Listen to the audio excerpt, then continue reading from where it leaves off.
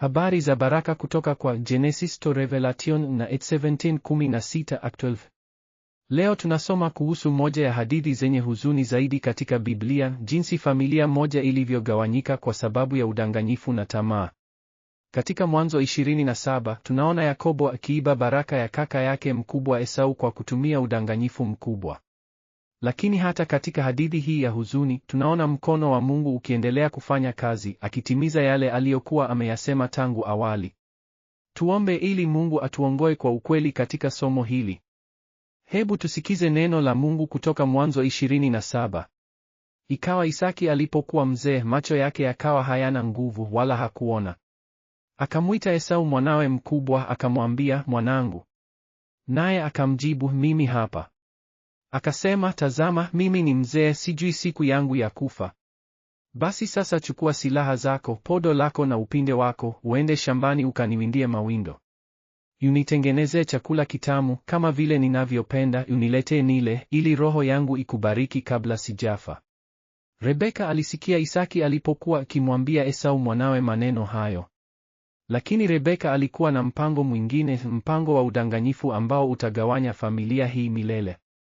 Kuna mambo matatu muhimu ambayo mara nyingi tunayapuuza katika hadithi hii. Kwanza, Isaki macho yake yamekuwa maziwa. Hii haikuwa ugonjwa wa kawaida, bali ni upungufu mkubwa wa kuona uliomfanya asifahamu hata mwanawe.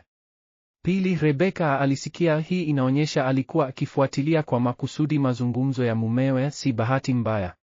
Tatu, Yakobo hakukubali haraka, alimjibu mama yake, lakini Esau kaka yangu ni mtu mwenye nywele, nami ni mtu laini. Huenda baba atanipapasa, nami nitaonekana machoni pake kama mdanganyifu, nami nitajiletea laana wala si baraka. Yakobo alijua alikuwa akifanya kosa, lakini alibadilishwa na mama yake. Katika hadithi hii tunaona mabadiliko makuu matatu ya kiroho. Kwanza, baraka za Mungu zinabadilika kutoka zawadi za bure za neema hadi vitu vinavyodaiwa kwa udanganyifu. Mungu alikuwa tayari amemwambia Rebeka mkubwa atamtumikia mdogo, lakini badala ya kumwamini, waliamua kutumia njia zao za udanganyifu. Pili, uongozi wa familia unabadilika kutoka umoja wa ndoa hadi mgawanyiko na siri. Rebeka na Yakobo wanafanya mipango ya siri, na Isaki na Esau wanafanya mipango yao. Tatu, tunaona mabadiliko kutoka imani hadi kujitegemea kwa njia za udanganyifu. Badala ya kumwamini Mungu atafanya yale aliyosema, walichagua kuyafanya kwa mikono yao. Hii ni funzo kwa sisi sote. Katika fungu hili tunaona mfano wa hatari ya kutotii utaratibu wa Mungu katika ndoa na familia. Mungu alimweka Isaki kuwa kichwa cha familia, lakini Rebeka aliamua kuchukua uongozi kwa siri na kuongoza Yakobo kufanya makosa. Hii haikusababisha utaratibu wa kiume na kike kuwa mbaya, ni kutotii utaratibu huo kulikuwa tatizo. Isaki alipaswa kuwa ameongea na mkewe kuhusu utabiri wa Mungu, na Rebeka alipaswa kuwa amemweleza mumewe kuhusu yale aliyoyasikia badala ya kufanya mipango ya siri. Wakati mume na mke hawafanyi kazi pamoja katika ukweli na heshima, familia inateseka. Tunajifunza umuhimu wa mazungumzo ya wazi na heshima ya utaratibu wa Mungu katika nyumba. Wanyamapori wa shambani walikuwa makini wakiangalia mambo haya ya kutisha yanayotokea katika familia ya Isaki. Mimi sifahamu.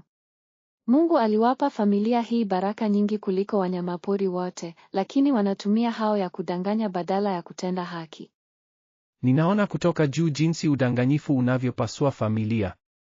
Baba hawezi kumwona mwanawe, mama anafanya mipango ya siri, na watoto wanagombana kwa ajili ya baraka. Hata mimi ninapojua nimepewa kazi ngumu, ninafanya kile kinachoniamriwa kwa uvumilivu. Lakini binadamu wanachagua njia za udanganyifu badala ya kumwamini yule aliyewaumba. Somo la leo linatuonyesha hatari za kutotaka kumwamini Mungu na hatari za udanganyifu katika familia zetu. Kwanza, tunapaswa kumwamini Mungu atafanya kile alichosema hata kama hakuonekani. Rebeka alikuwa na uhakika wa neno la Mungu, lakini hakukuwa na uvumilivu wa kumwamini. Pili, udanganyifu unazaa udanganyifu zaidi na kujenga ukuta kati ya familia. Baada ya siku hii, Yakobo atalazimika kukimbia nyumbani kwake na hatakuonana na mama yake tena. Tatu, Mungu anaweza kutumia hata makosa yetu kufanya mambo mazuri, lakini hayo hayamaanishi twende tukafanye dhambi. Mungu alimwamini Yakobo hata baada ya udanganyifu wake, lakini bado alilazimika kupitia mateso mengi. Leo tuombe Mungu atuongoe kwa ukweli katika familia zetu na aturudishe mahusiano yaliyovunjika. Tuombe pamoja. Baba wa anga, tunakuomba msamaha kwa mara zote tulipochagua njia zetu za udanganyifu badala ya kukuamini. Tunaomba utuongoe kwa ukweli katika familia zetu na mahusiano yetu. Tufundishe kutokuogopa kuongea kwa uwazi kuhusu mambo magumu na kutukuamini wewe utafanya yale uliyoyasema. Kwa Yakobo, ulijifunza kumpenda hata baada ya udanganyifu wake. Na tuombea kwa jina la Yesu tuwe watu wa ukweli, si wa udanganyifu, na kwamba familia zetu ziwe mahali pa amani na baraka.